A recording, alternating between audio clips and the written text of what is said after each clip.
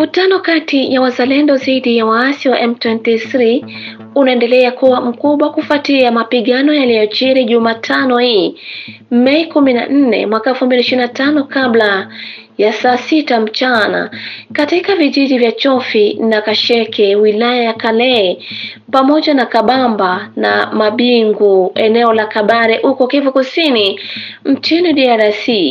Mapigano haya yaliwakutanisha wazalendo na waasi wa AFC M23 baada ya kurudishwa kwenye mstari wa mbele siku ya Jumanne jioni.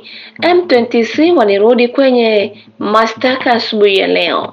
Mapigano yalianza Jumanne kwenye mihimili ya Kasheke Lemera katika eneo la Kalehe ambapo vikosi pinzani vilipambana siku mzima.